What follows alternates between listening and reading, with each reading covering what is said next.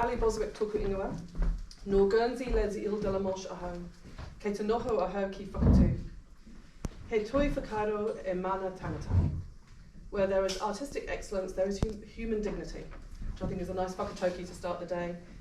And I'd like to thank you all for coming. It's a bit of a last minute thing for me, so hopefully the questions I've got are actually going to elicit some sensible responses, but I'm really thrilled because actually what we have today is a really amazing, experienced panel of people who've worked locally, nationally and internationally, which is, we have to remember that here in Nelson, in a small town in a small country at the bottom of the world. Actually we connect the world regularly through the experience that we have here, so thank you. Just a little bit about myself, just in terms of context, if anybody doesn't know my role within the arts. I worked for a few years in arts marketing, which feels like a whole lifetime ago, which is a little arts organisation. I worked for World of Wearable Art for about 8 or 9 years, seems like a long time. I have been involved in the Arts Council and currently I'm chair of the Arts Festivals Trust. I think I know pretty well everybody in the room. There's a few people I don't recognise, so welcome, it's lovely to see you. I'm going to just briefly introduce the panel and then I'm going to get them to introduce themselves in a more fulsome way, but just for about a minute, because we don't only have half an hour today and certainly we want to get to the questions. But I would like to introduce Annette Milligan, who's the chair of Ramaroa, and I'm pretty well sure known to most of you, and has an extensive career in the health sector as well as the arts. Sophie Kelly, who's the director of the Adam Chamber Music Festival and also the Whakatū Festival of Colour, and a long-time engagement with lots of arts projects. Giles Burton, who's the currently director of the Nelson Fringe Festival, and Lydia Zanetti, who's the executive and artistic director of the Nelson Arts Festival. So Annette, I'll just ask you to introduce yourself in a way, if you want to, there's no pressure, but just to say who you are and your connection and why you actually work with Te Ramaroa. Tēnā koutou katoa. I'm Annette Milligan and I moved to Nelson in 1982. And when I moved to Nelson from Southland, Nelson was the arts capital of New Zealand. And now it is not, I feel. And I wish that it was the arts capital of New Zealand once again. So I became involved in Te Ramaroa a few years ago, really excited to be leading that organisation, and I think we can bring a lot to it. So that's great, thank you. Sophie. Kia ora koutou, my name is Sophie Kelly. I have been working in the performing arts. Oh, sorry, seeing a hand up. I think but we're going to be sitting down for the presentation, so are you struggling to hear? Would you like to put me forward? I'd like to see the person. Oh. Should we go back to the highs? Oh no, let's just stand up and you introduce yourself. Oh, certainly. Yeah. Or we can sit on the high chairs. We can sit in high chairs. Yeah, let's do that. Should we just do a quick show? Okay, sorry. We had high chairs and we felt that they were too dominant in the space. Bad call. Okay.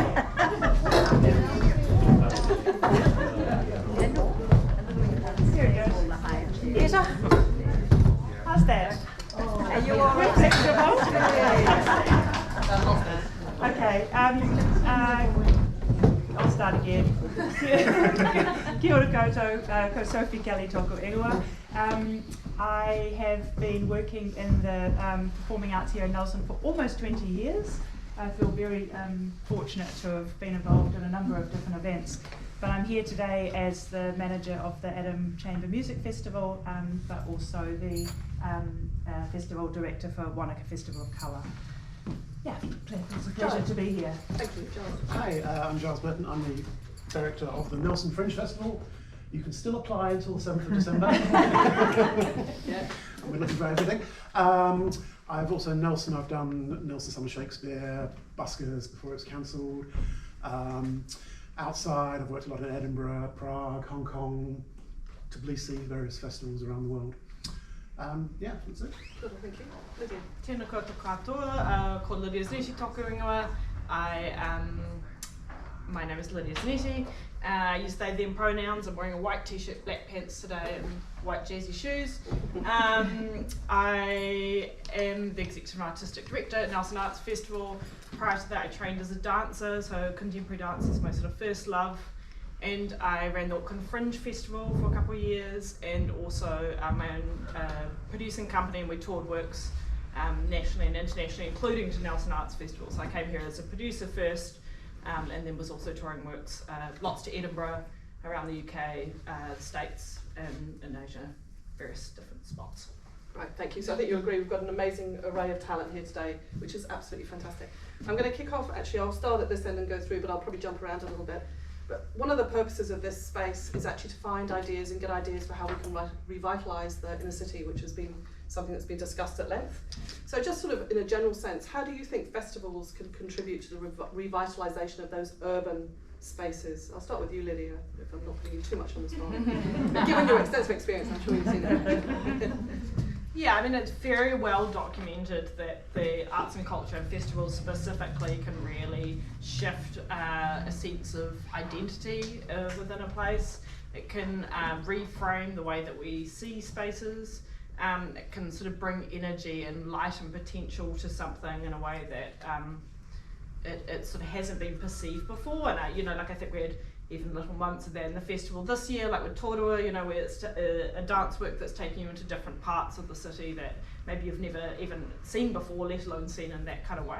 So I think there's a really clear pathway of how that can happen, and there's huge examples. Edinburgh's the most sort of obvious large one, and I think we can talk about that a bit later, but that the arts can help us sort of see ourselves and see our place, our sense of self in the place, and our sense of self in the sort of wider world context. So festivals like a nice little focused pocket of that, and a real chance to maybe like reimagine what we could be. And so it's a kind of, it's almost like a little testing ground, and then the key is how do we take that and shift it throughout the rest of the year as well. And Giles, you did mention very briefly in passing the Buskers Festival, which personally I'm just putting on the record, I'm devastated that that's not getting funding. I'm happy to say that out loud many times. But just from your perspective as well, just in terms of that street revitalisation. Yeah, I think we're stuck in a kind of, there was a Facebook thing about the reporting of arts in the local papers. And I think we're in a cyclic thing where we're not appreciating art, we're not reporting art, and therefore it doesn't get done. And I certainly think, I mean, over COVID, of course, a lot of art's disappeared, and it hasn't really come back in that strong way. It's quite interesting working in other places and how the arts become a core part of the community. You know, I said I worked in Prague for a long time, and there they claim they have more theatres per person than any other city in the world. And it really becomes a kind of a structural part of the community. A bit like we have sports, you know, in New Zealand, it's kind of part of our identity, but we lack arts as part of our identity. Places like that. And I've actually, hopefully we're having, probably digital, but somebody coming over from the new Ukraine Fringe Festival for the next festival. And again there, it really seems to be a part of the crisis that they're going through is reflected in culture, and particularly theatre and arts in that country. And Sophie, obviously you've got the comparison as well with Whakatū and Nelson. Do you see a difference between the two in the way that they do use the cityscape? Yeah, definitely. I mean, I think in Whakatū it's very much hinged around the landscape and the environment. So we're always sort of looking for ways that we can, you know, bring that into the performance or the conversations that we're having. But it's still transformative, you know, for people, even locals will experience something through their festival experience that they may not have connected with before. And equally, likewise here, I mean, I think that was a great example with Torua, but thinking about Te Ramaroa as well. You know, it's wonderful to see all these people out and about at those events who are rediscovering their city in a, you know, in places they haven't connected with or seen before, or stimulating ideas for them to in turn do things themselves, which I think, you know, brings connection in so many ways. Yeah. And so onto Ramaroa, Annette. I mean, obviously the move was made to bring it into the city, and which I feel has been received well. What was your sort of thinking around that? The decision making? Well, it was a mixture of things. I mean, so in some ways, the Queen's Garden is a little hazardous sometimes in the dark, slippery clay paths, and it wasn't accessible for people. Wasn't accessible for people with disabilities or people who used mobility measures. It wasn't accessible it was difficult to access, even if you had small children, and if the weather was not favourable, which sometimes it wasn't, then it was problematic. And it was kind of like it was over there, and by bringing it back into the CBD, it opened out here in the central city area and showed up spaces that. You had, well, I think that's one of the joys of Te Ramaroa, and I don't know how many of you for the very first time saw the little octagonal building that was the trout hatchery.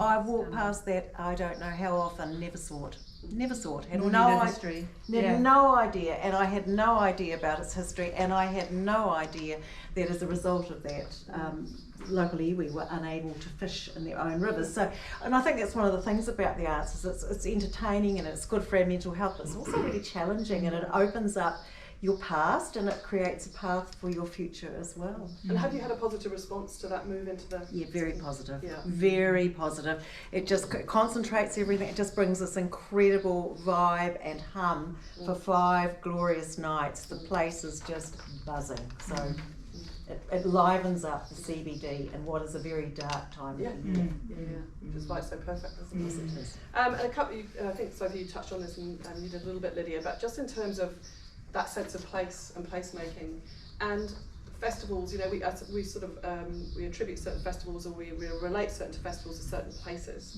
But just thinking, you know, how can festivals be the vehicle to help actually reveal that cultural identity and heritage, or do that storytelling? And in your experience, you know, how important is that when you're developing a festival to build that in? I'll start with you, Giles, actually. I actually was just thinking that Tom might have something to say about that. With Toki, I don't know whether you... Well, yeah, it's similar to, I think all of the festivals have that opportunity, to be honest, to connect with heritage and history, and they all are really well, you know, so more the merrier. I think we as a Fringe are more about people throwing ideas into the pot. We don't actually reach out to communities. Well, we kind of reach out, but that's not our role to kind of commission stuff. So it is actually quite difficult for us to connect with certain communities. We're very clear that we have virtually no Maori work. And we'd love to get more, but you know, speaking to Born up in Auckland, his idea was actually we shouldn't be reaching out to them, they should be reaching out to us. Yeah, so I think it is there, but I think the Fringe is not a great one to speak about that. About the nature of our Fair work. enough. I'll go to you, Lydia, because I think it's something obviously I know you think a lot about through the programming. Well, I mean, I don't personally, like for a curated festival where we have that sort of impetus where we can define those boundaries, it seems vital to be thinking about our community and reflecting that community back to itself. And that doesn't necessarily mean all community artists, it does also mean community artists. It doesn't necessarily mean all New Zealand artists, but also New Zealand artists. So it's like this sort of sense of how can we be telling our previous stories, telling our future stories, and also reflecting back and helping us kind of stay connected in with each other. I feel like we've made a very conscious choice as a team to try and make sure that much more of our community is reflected, and that's an important measure for us, is making sure that we feel like as many people as possible throughout the whole community feel seen within the festival. So even if it's not necessarily their specific story, that they feel reflected and engaged with in that sort of way. So that's always a key driver for me about how I approach everything in regards to the festival. Yeah, thank you, Sophie. Yeah, I'm just thinking about it in the curatorial context as well, and thinking more so in the performing arts with the Wanaka Festival, where for a long time the festival has a strong expectation to see work from elsewhere, particularly international work. You know, their idea or sort of will for the festival is to experience things that they would otherwise have to travel to see, and we've made too a very conscious shift to change that in the last festival and also going forward. And it's been so, I think it's a timing thing as well, but it's been so well received. And yes, we will still have those other performances that come in from afar, but the interest to hear stories of what each, learn more about people in their community and the history and what's happening is really strong. I'm also thinking about in the context of the Adam Festival, where of course it's an international festival, but we do showcase, we are really committed to showcasing a significant portion of New Zealand work, so commissioning new pieces. But the wonderful thing about that too is that we have international artists who come in and then also perform those pieces with the artists. So there's this great sharing of storytelling that happens within that program that is quite unique and enjoyable. Yeah. And Annette, from your perspective, in terms of how Te Ramaroa does that and reflects the cultural diversity? Well, I think one of the things that's really wonderful about Te Ramaroa is the way that it's a very community focused festival. So while there are some professional pieces that are commissioned and or brought in, Many of the pieces are made by members of the community. And I've often thought about Nelson, and I always think it's good for young people to get away, but we need young people, and we sort of miss some demographics in the city as well.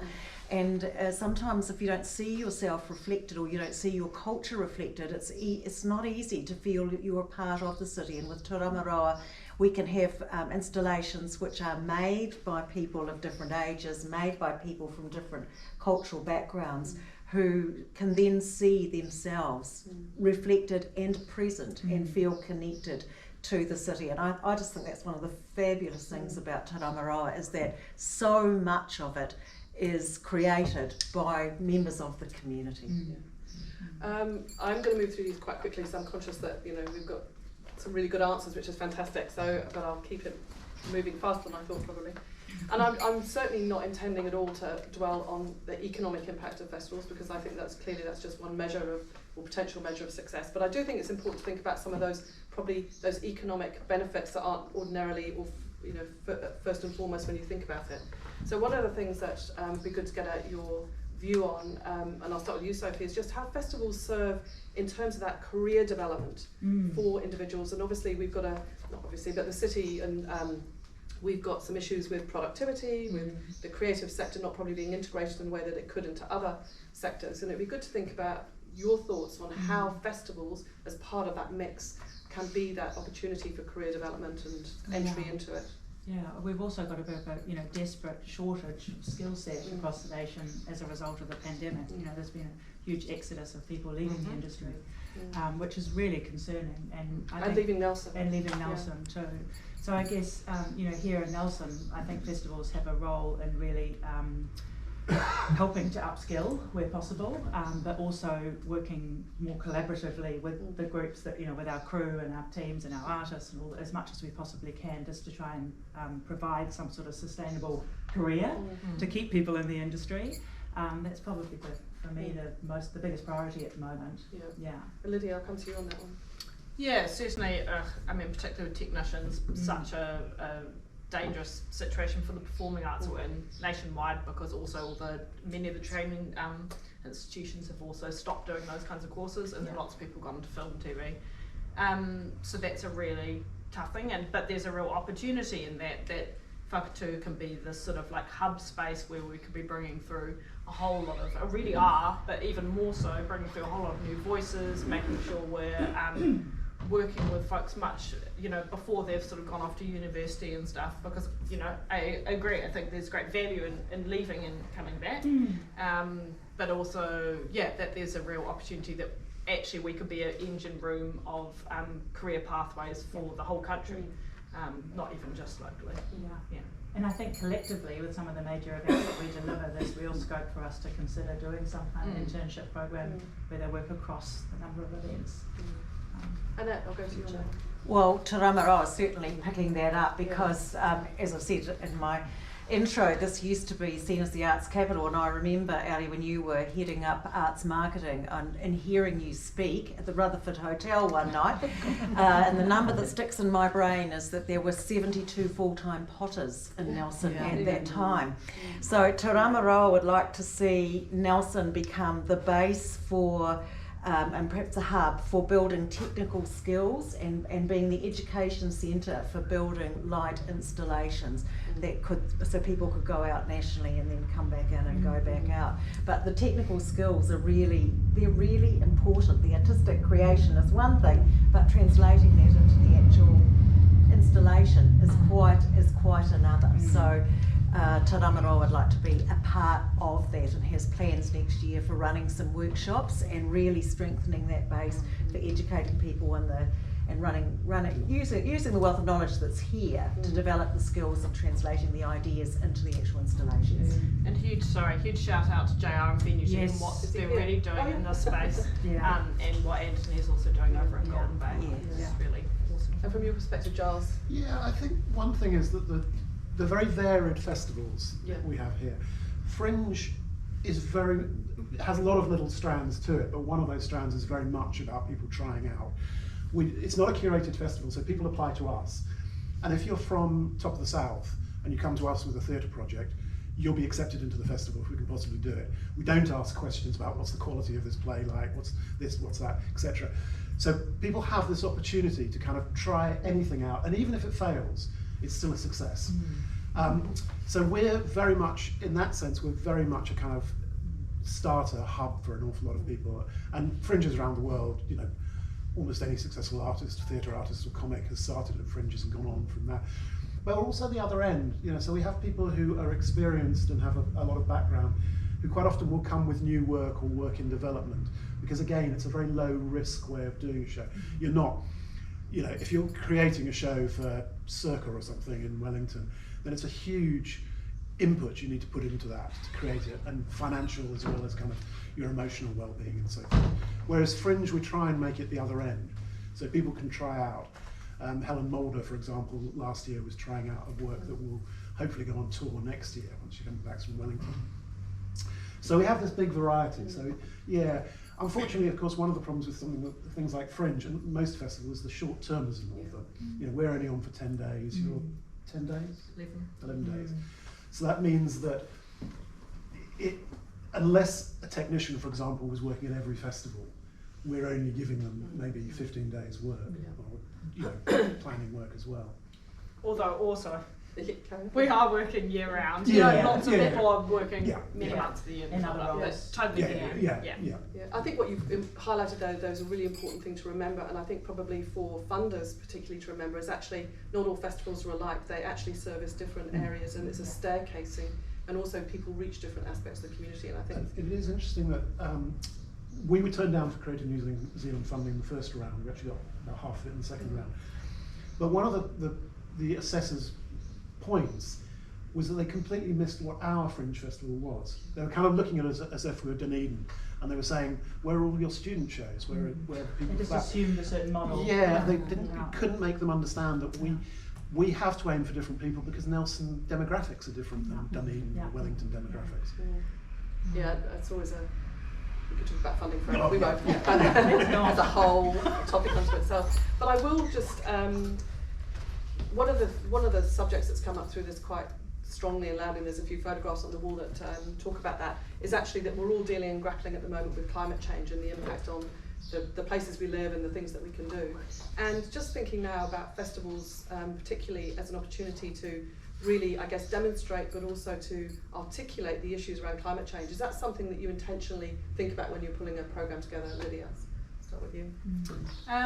Yeah, it's a very complicated one. I mean, that was one of our huge impetus for doing Thor last year, was that we could do a big scale work that could hopefully really stay in people's minds and therefore really like shift intentions. And again with the video work Can I Live this year, that also, you know, we literally heard from people that they've been shifted by experiencing that work, and I think there's huge value in that. And then there's also the like logistical challenge of a festival, especially when you're bringing people in and out, in and of itself is not sustainable.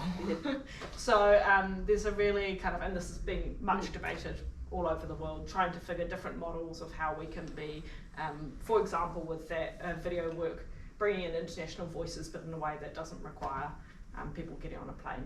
So there's a lot of different potential threads, but it's a very complicated but vital space. And quite a strong audience education development journey, I would imagine. Yeah. Annette, I'll go to you in terms of Ramaroa. Do you encourage that as part of the festival? We certainly do, and sustainability, and we work really hard to make sure that our wastage and our plastic use and all of the materials that we use are as light an impact on the earth as possible.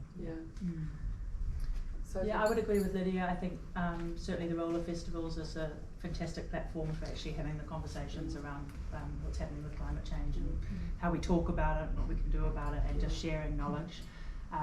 Equally, as you say, it's a terrifying beast. I'm just doing a sustainability policy at the moment, and it's kind of depressing because it is, as you say, when we look at the impact of our freight and the travel for our artists, it's very, very difficult to offset that. It's impossible.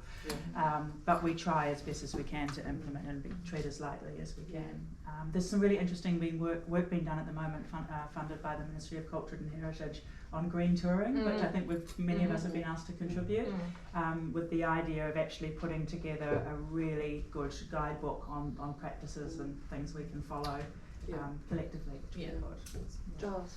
Yeah, and again, as a non-curated festival, choosing the shows, but we do consider our kind of impact in a kind of technical sense. One thing I will say, it might be a bit controversial, when I was running buskers and it was council funded, we had a lot of input from the council about waste reduction and recycling and reusing.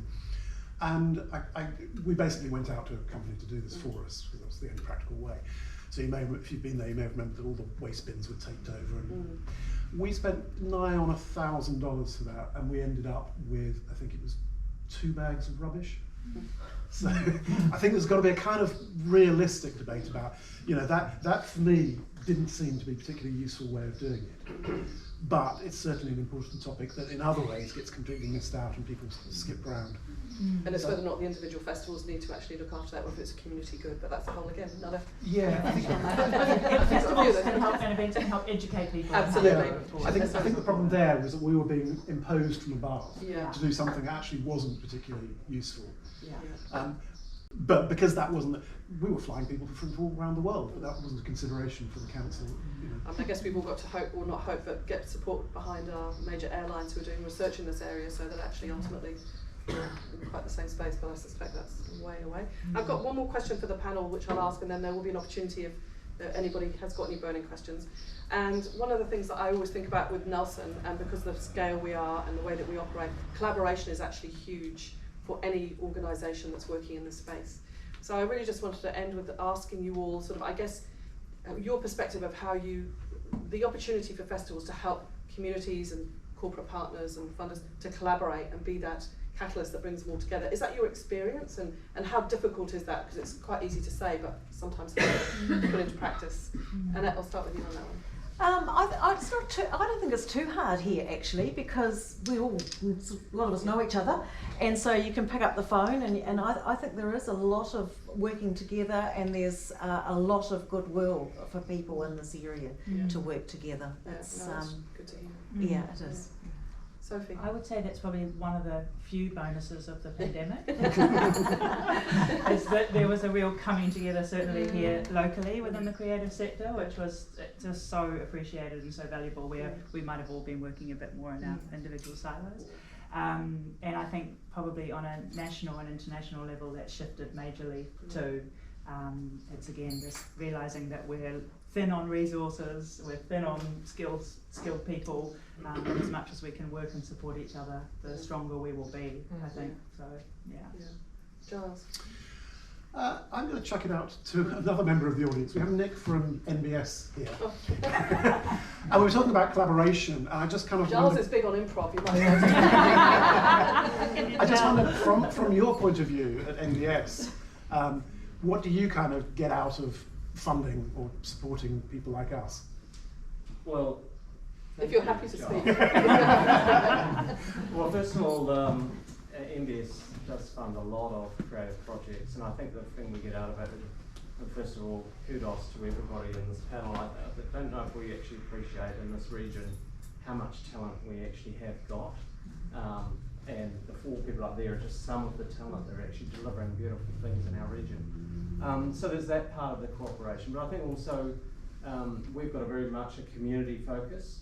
And I was at the Arts Festival wrap-up, over 30,000, I think, I haven't got the exact figures, people attended free events. I love to Ramaroa, went Tuesday night, one night, it was at 9 o'clock, and the Queen's Gardens was completely full. So I think for us the value is your impact on the community, and not only free events, there are other events that are cost, but that's the value for our investment, is seeing you guys deliver quality, or high quality, and in some cases world-class events for Nelsonians. Thanks. Lydia, I'll end with you on that one.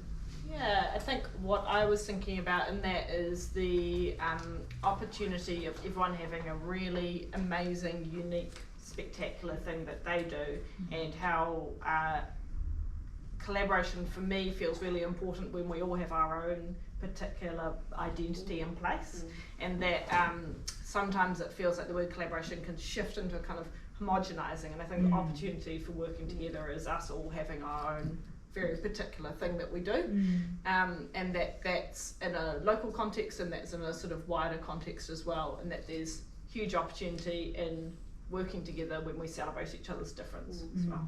Yeah, thank you. And also leaning on each other's skills. You know, we can't be everything, and I often kind of think that we can be the enablers to actually really uplift and support somebody else's great idea or creativity.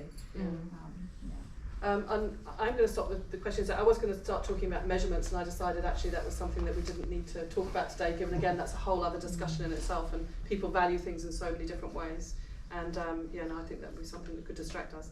But I would just like to give you all an opportunity if you want to say anything else before we open the floor just for a couple of questions. If there's anything I've missed in relation to what you do, if I'm not expecting you to, but I hate to shut people off if they've got something to say. Yeah, well, I would I guess, like, when I think about when we were talking about sort of examples before we started, and like thinking about something like Edinburgh, which is such an obvious example, but the opportunity that happened in Edinburgh post the war when they decided to do a festival where there's now I think 11 festivals that happen in 1 month that all have very different unique identities but can coexist at the same time and make like the most amazing arts marketplace, whether it's literature or visual arts or performing arts or TV or like all these different festivals that are happening once, science. That opportunity exists here, that because, and also Hobart and Tasmania is another great example, it doesn't have to be, in fact it's better if it's not a huge place, that a small place you can have like a really kind of focused energy, you can really build those amazing connections and collaborations, you can actually, you know, talk to the mayor at a party, you know, like there's kind of a huge opportunity here, which I think that's the thing that keeps sort of in a way drawing me back into engaging this community, is I'm like, this, you know, maybe what it was amazing, but I think more bigger, more exciting, a place that people would travel from across the world to be at. I think it's all there. Thank you. And we did talk about that before, and I just didn't quite have it on my list of questions. But I certainly think that the size of towns makes an enormous difference. And Edinburgh's, if anybody's been to Edinburgh, it just takes over the whole festival, the whole city for a month. There is there used to be a Fringe festival in London, and it just disappeared because it's such a huge city. So I think with the right sized town for having festivals and events, and it certainly, you know, has more of an impact on the city than it would in other places. Definitely, yeah. There's a lot of benefit in being in a smaller environment, isn't there? I also think that I guess now, just in this phase that we're in Nelson, we're feeling concerned about the state of the CBD, that it is a time to really lean into enabling the creative sector to thrive and trying to find ways to sort of open up those job opportunities and also give freedom, because at the moment, I guess I could maybe speak a little bit to what's happening down at Rutherford News behind the Arts Council. It's a bit of a grotty old area, but over the course of the last 6 months, we've had artists who've been desperate for studios kind of finding their way into those spaces, and quite quickly that area is being transformed in its own kind of organic way. So I think the potential for creatives to really transform a place to suddenly, make it quite meaningful and different for people to experience is really powerful. And at the moment, we need to lean in on that, I think. Thank you. Annette, I'll give you the last word. For me, a lot of it's about the connectedness between the arts and well-being, and the thing about the arts is that it just lifts our souls, and we certainly need that. And festivals give a rhythm to the life, and they give a rhythm to the calendar of the year. So I just love seeing the festivals just tumbling, and you know where you are, and you know what you've got to look forward to, and you invite the people down who are here for the thing that they're really interested in. And they make the arts accessible oftentimes for people who have very little connectedness with the arts, and I find that really, really exciting, because it's just right there, and all you have to do is go, and then you can connect, and suddenly it becomes demystified. No, I agree, and I think so often people want an excuse to come to Nelson, and quite clearly here there are lots of excuses, which is what we give. I am going to stop now because it's just after 1 o'clock, and we do try and keep it on time, but if anybody does have a burning question, happy to take probably a couple, but if you need to leave, obviously please don't stay. Having been a visitor a participant and partly organizer of festivals over my lifetime, I realized one thing you said, sorry I'm terrible with names, next time it's bigger. And we always trying for something bigger and larger. And I, from my experience, would say, let's have a festival every weekend. Let's make micro festivals. Why isn't there a festival of nonsense? A festival of clay for Nelson? We have a great exhibition. We have a great exhibition in the Suta. Shouldn't that be parallel? Shouldn't that be tied in to the same thing? So I think there's lots of opportunities to do, but I think as an organizer, you all tend to be, next time it's larger, next time it will be even more brilliant. Well, maybe next time it's even smaller, and let's make it over 2 weekends. I kind of would say the opposite. I think there's a problem, this is me talking in Fringe terms, with Wellington Festival, for example, Wellington Fringe, or Edinburgh Fringe. They're too big. And things just disappear in them. And in Edinburgh, I've been to a couple of times. I've been to shows where I've been the only member of the audience. So I think there is a great. Can I decide whether one of them I had 2 halves, and I couldn't decide whether it was better for me to leave at the interval or stay and make them do the second half. But I think we need to understand. This is going a little bit back to the Creative New Zealand turning us down. We need to understand what size our festivals should be and what scope they should have, rather than just kind of go constant growth. Yeah, and perhaps I absolutely hear you, and I agree that just growing larger is a real danger.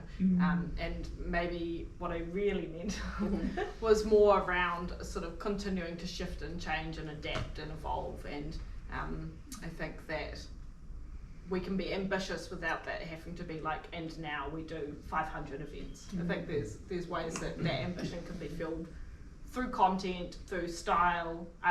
Some of the most ambitious things I've had are one-on-one performances, that's not necessarily tied to many more. I think big is not a reality for any of us in the Australian economic climate at the moment either. And you'll be pleased to know that actually there's a definite move at the moment in terms of getting an organisation who'll coordinate more of those events as well. So that's definitely a happening thing. Kia ora, I'm Marnie from working in events and marketing at Nelson Provincial Museum. I'd be interested to know what the panel thinks in terms of our awareness within our community of what each other is doing, whether there are gaps in our sort of shared calendar, and if there's room to strengthen our awareness of what each institution or festival is doing throughout the year.